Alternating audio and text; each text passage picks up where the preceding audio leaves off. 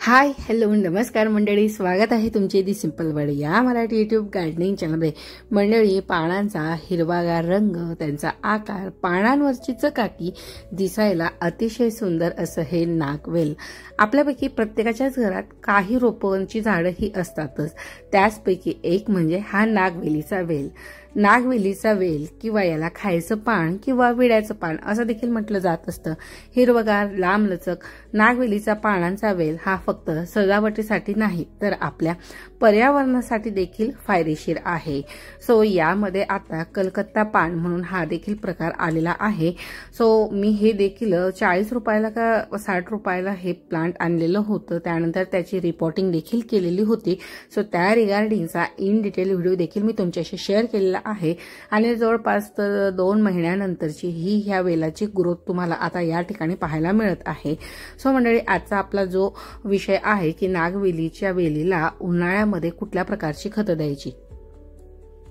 मंडळी, उन्हाळा सुरू झालेला आहे, भरपूर असं ऊन पडत आहे आणि त्यानंतर हवेमध्ये देखील उष्णता भरपूर वाढलेली आहे। त्यामुळे पानांचं करपणं किंवा वेलीचे वाढ खुंटणं यांसारख्या समस्या या ठिकाणी तयार व्हायला लागलेल्या आहेत। त्यानंतर पानाची ही जी काही पानं आहेत ना, ती अशी सुरकुतल्यासारखी देखील या ठिकाणी दिसायला लागलेली आहे। सो मंडळी, नागवेलीची पाने ही हवा शुद्ध तर करतातच आणि ऑक्सिजन देखील देत असतात। असे एक ना अनेक फायदे असलेला हा नागवेलीच्या पानांचा वेल लावणे हा अतिशय सोपा आहे, परंतु त्याची निगा राखणं मात्र थोडंसं कठीण आहे। सो या नाजूक पानांच्या वेलीला तितकीच नाजूक पद्धतीने काळजी देखील घ्यावी लागत असते। सो मंडळी, आजच्या व्हिडिओमध्ये अशाच टिप्स सोबत मी तुमच्याशी काही खतं देखील शेअर करणार आहे। सो व्हिडिओ कुठेही स्किप न करता संपूर्ण पहा आणि आता लगेच दी सिंपल वर्ड या मराठी यूट्यूब गार्डनिंग चॅनलला मात्र लगेच सबस्क्राईब करा, कारण की व्हिडिओच्या शेवटी मात्र तुम्ही सबस्क्राईब करायला देखील विसरून जात असता। सो मंडळी, आता या ठिकाणी तुम्हाला जी वेलीची ग्रोथ दिसत आहे, सो ती रिसेंटलीची ग्रोथ आहे। त्यानंतर आता मला या ठिकाणी याला खत देऊन घ्यायचं होतं। सो अशा प्रकारची मी 2 ते 3 इंच जी काही कुंडीतली माती होती ती बाहेर काढून घेतलेली होती। मंडळी, नागवेलीच्या पानांची वेल जर आपल्याला लांब लचक हिरवीगार हवी असेल तर तिची काळजी घेण्याची देखील योग्य पद्धत समजून घेतली पाहिजे। आपण पहिले असले की बाल्कनी किंवा कुंडीत लावलेली वेल ही वाढत नाही आणि त्यांचा पानांचा आकार देखील जर लहान असेल तर असे होऊ नये म्हणून छोट्या छोट्या टिप्स फॉलो करायला हव्या। सर्वात प्रथम तर मी आज या ठिकाणी या वेलीला वर्मी कंपोस्ट देऊन घेणार आहे। सो मंडळी, खत जेव्हा आपण कुंडीत लावतो त्यावेळेस त्या मातीमध्ये भरपूर प्रमाणात खत घालावे। सो ज्यावेळेस मी हे वेल लावलेलं होतं त्याच वेळेस मी त्याला एकदा खत दिलेलं होतं, त्यानंतर मात्र याला खत दिलेलंच नव्हतं। मंडळी, खताविषयी बोलायला गेलं तर मी ज्यावेळेस याला कुंडीत रिपोर्ट केलेलं होतं त्या टायमिंगला मात्र याला शेणखत दिलेलं होतं किंवा किचन वेस्ट दिलेलं असेल। त्यानंतर मात्र 15 दिवसानंतर जे काही आपले पील लिक्विड फर्टिलायझर असतात जे रेग्युलर मी प्लांट्सला देत असते, सो याला ते तर देणं सुरू होतं, फक्त सॉलिड फॉर्म मधलं मात्र कुठलंही प्रकारचं खत याला दिलेलं नव्हतं। सो मंडळी, या ठिकाणी मी आज गांडूळ खताचा वापर करून घेणार होती। सो नर्सरीमधून मी हे परचेस केलेलं होतं, 80 रुपयाला बॅग मिळालेली होती। सो एका कुंडीसाठी तुम्ही 2 ते 3 मूठ एवढं प्रमाण जे आहे ते पुरेसं आहे। मंडळी, ज्यावेळेस आपण हे रोप कुंडीत लावत असतो त्यावेळेस मात्र मातीमध्ये आपण भरपूर प्रमाणात खत घालतो, नंतर महिन्यातून एकदा मात्र याला शेणखत किंवा गांडूळ खत दिले तरी पुरेसे आहे। या वेलीला पानांची वाढ होणे गरजेचं असतं, म्हणून याला नायट्रोजन युक्त खत द्यायला हवीत, जे शेणखत आणि गांडूळ खतांमध्ये भरपूर प्रमाणात पाहायला मिळत असतं। तसं पाहायला गेलं तर वर्षभर या झाडाची वाढ होतच असते, परंतु थंडीच्या काळामध्ये मात्र हा डॉर्मन्सी पिरियडमध्ये जात असतो। त्यानंतर आता पावसाळ्यात आणि उन्हाळ्यामध्ये मात्र या वेलीची वाढ ही झपाट्याने होत असते। सो मंडळी, अशा प्रकारे या ठिकाणी 2 ते 3 मूठ गांडूळ खत देऊन घेतलेलं होतं। त्यानंतर पुन्हा यावर मी अशा प्रकारे मातीची लेअरिंग करून घेतलेली होती। सो आता या ठिकाणी सॉलिड फॉर्म मधलं जे खत होतं ते तर दिलेलंच होतं, त्यानंतर यासोबत मी आता लिक्विड फॉर्म मधलं खत देखील देऊन घेणार होती। जर तुमच्याकडे गांडूळ खत नसेल, सो या वेलीसाठी नायट्रोजन युक्त खत तुम्हाला हवं असेल तर तुम्ही या ठिकाणी चहा पावडरचा देखील उपयोग करू शकतात। किंवा या जागी तुम्ही केळीच्या सालींचं जे काही आपण पावडर तयार करत असतो सो त्याचा देखील तुम्ही या ठिकाणी वापर करू शकता। सो अशा प्रकारे सॉलिड फॉर्म मधलं खत दिलं गेलेलं होतं, मात्र हे खत मी सायंकाळी दिलेलं होतं आणि त्यानंतर मात्र कुंडीला किंवा झाडाला या ठिकाणी पाणी दिलेलं नव्हतं। त्यानंतर मंडळी सर्वात महत्त्वाचं म्हणजे आपण जे काही वेलवर्गीय प्लांट लावत असतो सो त्याला सपोर्ट देण्यासाठी आपण दोरीचा किंवा काठीचा वापर करत असतो। सो सध्या ट्रेंडिंगमध्ये असलेली जी काही मॉस्टिक आहे ती मी या ठिकाणी तयार करून घेत होती। ऍक्च्युली त्याची बाजारामध्ये किंमत 200 रुपयापासून तर 500च्या पुढे तुम्हाला ही मॉस्टिक मिळून जात असते। मागच्या वेळेस जरा वेल वाढलेला होता आणि वेळ नव्हता म्हणून मी काय केलं की आपले जे काही पेपर कव्हर असतात त्याचा जो रोल होता त्याला प्लास्टिक बॅगेत रॅप केलेला होता आणि त्याला तसाच त्या ठिकाणी खोचून दिलेला होता। सो आता अशा प्रकारे मी नारळाच्या ज्या काही काथ्या असतो त्याचा वापर करून घरच्या घरी ही मॉस्टिक तयार केलेली होती। सो ही मॉस्टिक कशी केली या रिगार्डिंगचा देखील इन डिटेल व्हिडिओ मी कालच शेअर केलेला आहे। सो तो व्हिडिओ देखील तुम्ही नक्की चेकआउट करा।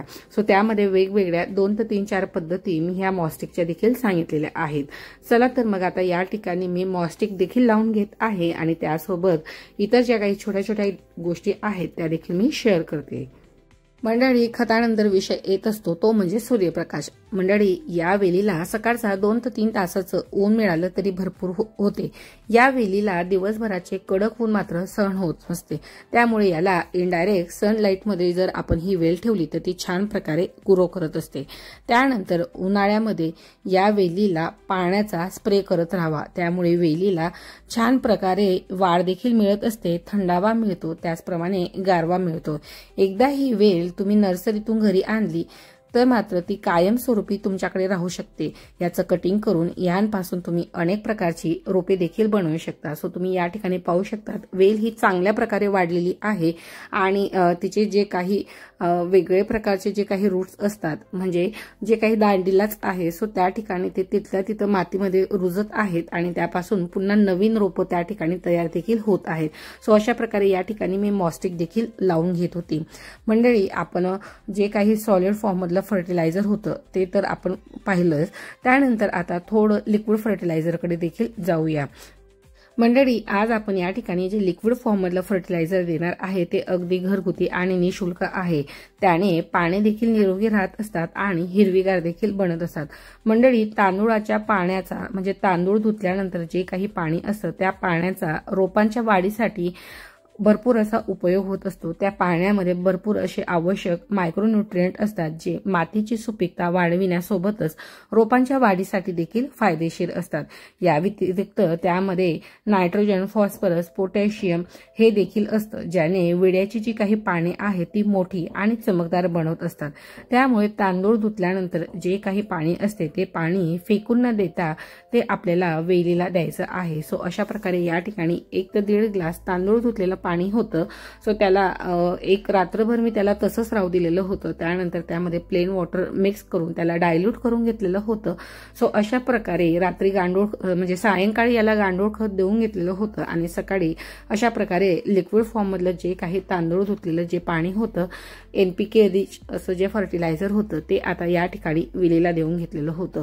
सो मंडळी अशा प्रकारे या ठिकाणी या वेलीला दोन्ही प्रकारचे जे काही फर्टिलायझर आहे किंवा जो काही झाडांचा खाऊ आहे तो देऊन घेतलेला होता। जोपर्यंत ड्रेनेज होलच्या बाहेर पाणी येत नाही तोपर्यंत मात्र आता उन्हाळा असल्यामुळे आपल्याला झाडांना भरपूर असं पाणी देऊन घ्यायचं आहे। तुम्ही माझ्या वेलीवरची पानं पाहू शकतात की बरेच असे प्राण जी आहे ती चांगली आहेत। 2 ते 4 पानं मात्र थोडी अशी सुरकुल्यासाठी किंवा करपलेल्यासारखी मात्र दिसत आहेत। नक्कीच वेलीला अशा प्रकारे स्प्रे करा। त्यानंतर जी काही मॉस्टिक आहे तिला संपूर्ण ओली करून ठेवा, कारण की त्या मॉस्टिकच्या आतमध्ये नारळाच्या शेंड्यांचा काटा आहे जो मल्चिंगचं काम करत असतो, म्हणजेच एक प्रकारे वेलीला थंडावा किंवा ओलावा देण्याचं मात्र काम करत असतो। जरी जमिनीत पाणी नसलं आणि जर मॉस्टिकवर ओलावा असला तर त्याने देखील वेल ही झपाट्याने वाढत असते, तिला योग्य अशी दिशा देखील देण्याचं काम ही मॉस्टिक करत असते। सो तुम्ही देखील अगदी 1 रुपया खर्च न करता अगदी घरच्या घरी अशा प्रकारे छान मॉस्टिक तयार करू शकतात। त्यावर जे काही मी कापड रॅप केलेलं आहे ते देखील कॉटनचंच आहे, त्याच्यामुळे 2-3 प्रकारे झाडाला त्याचा फायदाच होणार आहे। मंडळी, शक्य झाल्यास नागवेलीची जी वेल आहे ती प्लास्टिकच्या कुंडीत न लावता तिला मातीच्याच कुंडीत लावा। उष्णता तीव्र असल्याने किंवा उष्णतेमुळे कुंडीतील माती ही गरम होऊन जे काही पाणी असतं ते कुंडीत राहतच नाही। एवढी उष्णता मात्र झाडांना देखील सहन होत नसते। अशा परिस्थितीत तुम्ही त्यांना एखाद्या कापडाने किंवा एखादी ग्रीन नेट जी आहे ती तुम्ही तुमच्या गार्डनला किंवा बाल्कनीला त्याने कव्हर करून घ्या। त्या उष्णतेमुळे ते जे काही पाणी गरम होऊन शोषून घेण्याची जी काही क्षमता आहे ती मात्र झाडांची कमी होऊ लागत असते आणि झाडांपर्यंत पाण्याचा पुरवठा हा होऊ न शकल्याने झाडांची जी काही पाने आहे ती कोमेजल्यासारखी होत आहे। सो अशा वेळेस सकाळी आणि सायंकाळी मात्र झाडांना नक्कीच पाणी घालणे आवश्यक आहे। माणसांना जशी पाण्याची गरज असते तशीच प्लांटला देखील असते, पण मात्र झाडांना ती व्यक्त करता येत नाही। म्हणूनच ती आपल्याला सिग्नल म्हणून त्यांची पानं ही पिवळी होणे, करपणे किंवा वेगळ्या गोष्टीने ते आपल्याला सिग्नल देत असतात। सो वेळोवेळी झाडांचा सिग्नल देखील नक्कीच समजून घ्या। आय होप मंडळी आजचा हा व्हिडिओ आणि व्हिडिओतील माहिती तुम्हाला कशी वाटली मला कमेंट सेक्शनमध्ये अजिबात कंजूसी न करता मात्र लिहायला विसरू नका। त्यानंतर मंडळी, आपण जो एक नवीन उपक्रम सुरू केलेला आहे त्यामध्ये तुमच्याकडे देखील प्लांट्स रिगार्डिंग काहीतरी छान अशा टिप्स किंवा काहीतरी वेगळे उपाय तुम्ही तुमच्या प्लांट्स वाढण्यासाठी करत असणार तर नक्कीच मात्र कमेंट सेक्शनमध्ये लिहायला विसरू नका, जेणेकरून आपल्या इतर मंडळींपर्यंत ती कमेंट तुमची पोहोचवली जाईल। तुमच्या नावासह ती कमेंट नेक्स्ट व्हिडिओमध्ये मी नक्की शेअर करेन। सो मंडळी, नक्कीच या ज्या काही उपक्रमाला आहे भरभरून मात्र प्रतिसाद द्यायला अजिबात कंजूसी करू नका। व्हिडिओला भरपूर असे लाईक आणि कमेंट देखील नक्की करा।